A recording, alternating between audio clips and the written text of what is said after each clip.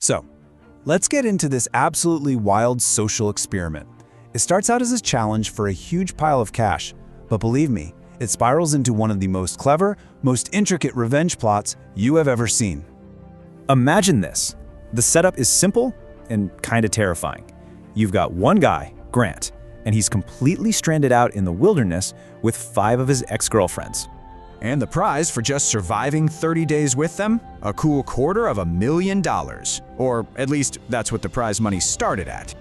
Yeah, what could go wrong? As it turns out, pretty much everything. This wasn't just a survival show.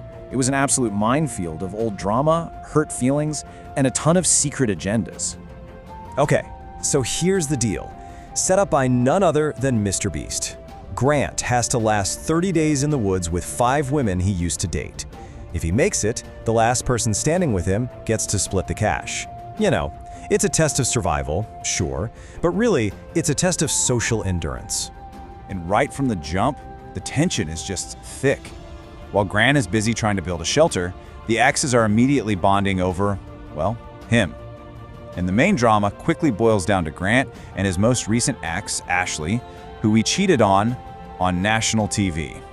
Yeah. She makes it very, very clear how she feels about him. But then, on day 1, things get really interesting. Mr. Beast drops 2 massive secrets, one just for Grant and another just for the women. And this creates this amazing power imbalance that just fuels this entire story. And this right here, this is the whole game. See, Grant thinks he's in the driver's seat. He gets to eliminate one woman every 5 days. But the exes, they're holding a secret trump card. The very last woman left standing can choose to take all the money for herself, leaving Grant with nothing. And he has absolutely no idea. So for the women, this secret isn't just a rule in a game. Oh no, this is an opportunity. They see it as a chance to deliver some long overdue justice, or as they call it, karma. So, with those secret rules in place, a plot starts brewing almost instantly.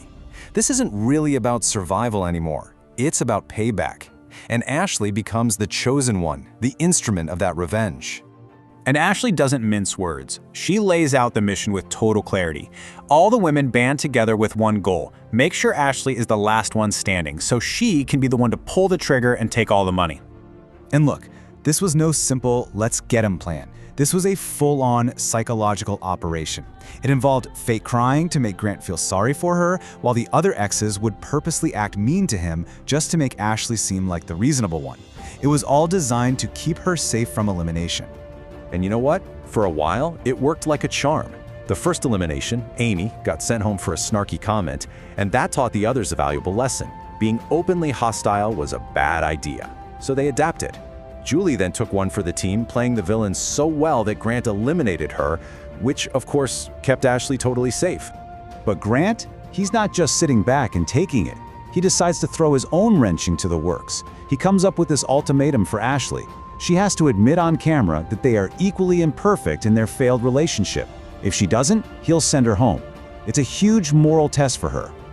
And this just shows you how high the stakes were, emotionally.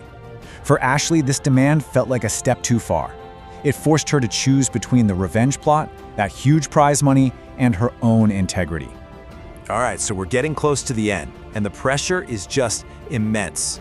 You can start to see the cracks forming in that all-female alliance. And this is what sets the stage for a betrayal that nobody, especially not Grant, ever saw coming. And here's where things really start to shift. It's all about Abby, another one of the exes. She starts to feel like the plan isn't about getting justice for the group anymore, it's become Ashley's personal vendetta, and Abby's starting to think she's just a pawn in the game. And her loyalty? It starts to fade. Grant sees this, right? He senses that maybe, just maybe, he has an opening. He's desperate for someone he can trust, so he goes all in. Knowing Abby is religious, he asks her for the ultimate sign of loyalty, to swear on the Bible that she won't steal the money from him at the end. And she does it. She swears. She gives him her solemn promise. For Grant, this has to feel like a massive win. He thinks he's finally got an ally. He's secured his half of the money. So, feeling totally secure with Abby's promise, Grant makes the big decision. He gives this whole speech about forgiveness and moving on, and then he eliminates Ashley, his biggest rival. He's completely convinced that he and Abby are going to ride this out together and split the cash. But just when he thinks it's over, bam, the whole thing gets turned on its head. Right after Grant eliminates Ashley, Mr. Beast finally reveals the women's secret to him. The game is not over. Not by a long shot. In an instant, all that power Grant thought he had, gone. He is completely helpless.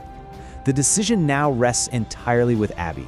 She has a choice: honor that solemn promise and split the $300,000, or steal every last penny. And her decision? Well, she explains that she felt his whole swear on the Bible thing was just another manipulation tactic. So she breaks her promise, declares that her last act is for Ashley, and she chooses to steal. She fulfills the revenge plot after all. So there it is. Abby walks away with every single penny, a full $300,000. After 25 days of mind games, alliances, and broken promises, Grant goes home with absolutely nothing. So in the end, you have to ask yourself, what was this?